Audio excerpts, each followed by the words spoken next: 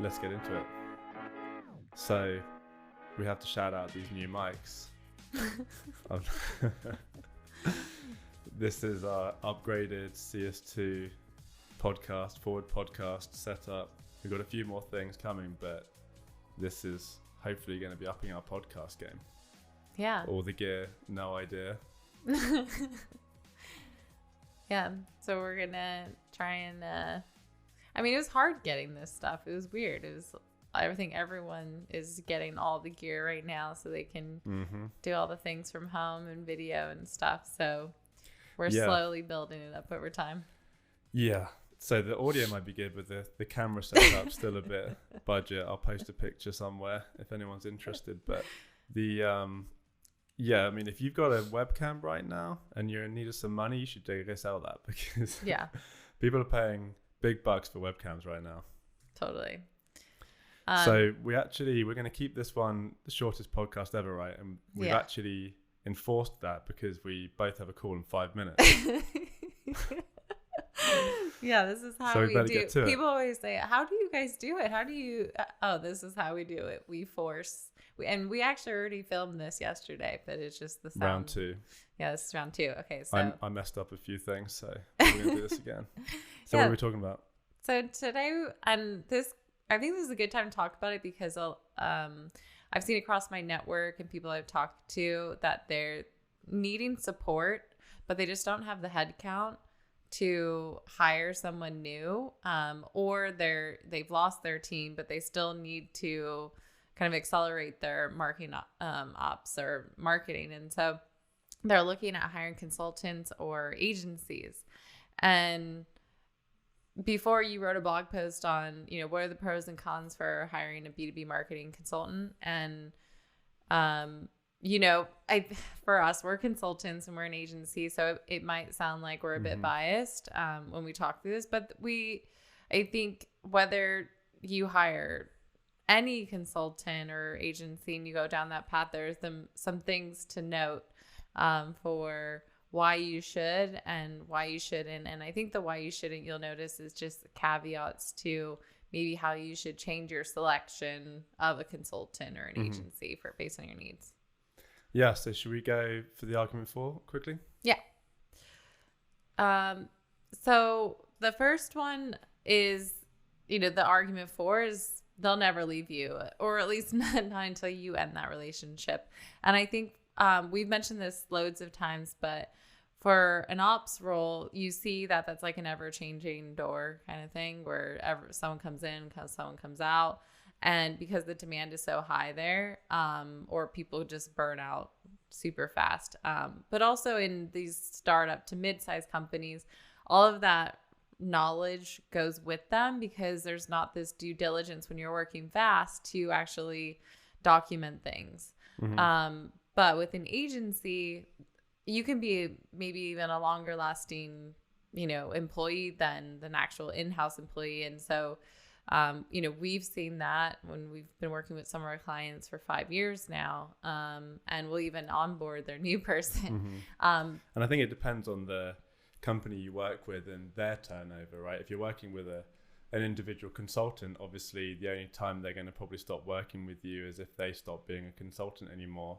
If you're working with a bigger company, maybe there could be some turnover, but you would hope that they would have the processes in place to be able to pass that knowledge on.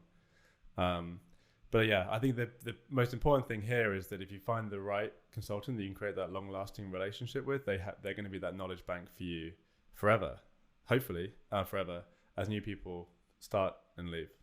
Totally. Next one. So they can be less expensive than you think. And then on top of that, they can be even more specialized or have a deeper skill set.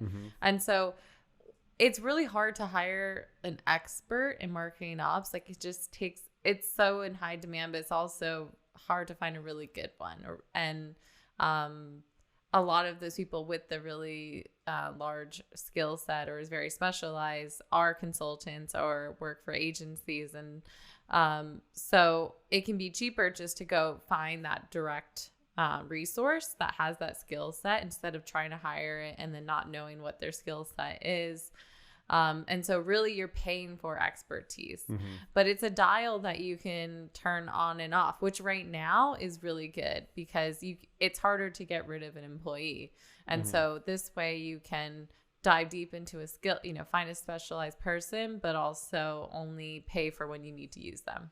Yeah, for sure. And I think they have got the reps in terms of like the amount of times they've done a certain project. So they've seen it in different contexts and all these different ways and all the pros and cons with everything. So they've got that really deep knowledge, or they should have the really deep knowledge on each individual area within marketing operations that you can hopefully use them for, so they can provide a lot of that experience and how they've done it for different clients. Yeah. And I think the last thing is they could be for someone who's really busy, a really good consultant can just dive in and kind of help you solve your business problems. They can lead projects on their own. And so it can be really good. If you find that they're not low maintenance, this is the argument for or against. If you find an agency who you're working with someone who's not actually doing the work, they're not able to like go into your company and figure out, what are your goals, and it could create more work for you. And so that's, I think, the difference between finding a consultant or a smaller agency that's really gonna be an extension of your team versus one that's a bit larger where, yes, they can work on maybe big projects for you, but having them act as almost like an employee is not really gonna work. And then so some of the drawbacks, then I think one really important one, and it depends on the agency you work with, but is who is going to be your direct point of contact and what is their experience. Smaller agencies and individual consultants, the person that's going to be project managing is also going to be the person that does the work. And I think, in my opinion, that's ideal. Some of the larger agencies, they have really great project managers, which depending on your personal preference, they can be great because they can really push you to get things done. But a lot of the times they might not be the person doing the work. They might not have, that decade of experience with the tools. So then you're having to communicate with them in a different way. And they're collecting the information that they need and then passing it on to someone else. So that, the quality of the information that's being passed across might get degraded because you're going through multiple people, and maybe the end result and may not be exactly what you hoped for, and might end up going through certain more cycles to get things done. Yeah.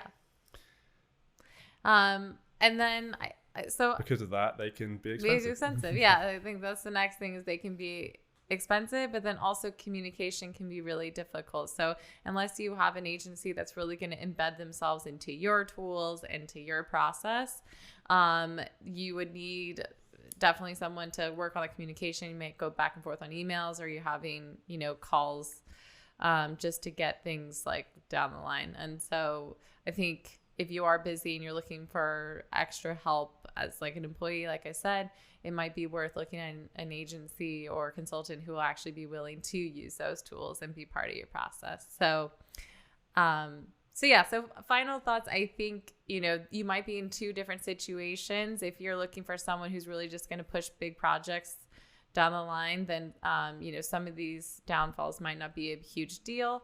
But if you are looking for a consultant agency who's really going to act as an extension of your team or be in place of employee, it's really good when you're, interviewing them, figure out, can they be part of your process? What's their skill set? Does it meet your needs? And how much can they work with your group to get things done? Yeah. And so I think the final thoughts really are, it depends. And also, but when we really push to help decide this for clients or just people in our network or people that we know, we always say you should have someone in-house because there's a lot of value to that. They're able to be invested in the company mission. They get to know all of the people outside of marketing and sales, and they can really understand the strategic direction of the company and put the time into that, and then have a full-time amount of time to be able to deal with everything. Then having an extension of the team with an agency that can really support that person with bigger strategic projects and get them across the line and bring that very deep skill set. So then they have access to what other companies are doing, what is successful, what are the new tools they need to be keeping their eye on, how to implement them and everything. that can really help support them be really good at their job. And we like to think of it as kind of like a secret weapon for them.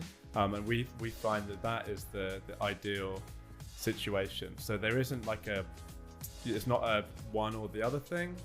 I think having someone in-house and supported by an entity, that's perfect. Yeah. So that's it for this week's episode of Forward. It was a relatively quick one. I think we're already late for our call, so better get going. better get going. See you next week on Forward. Bye.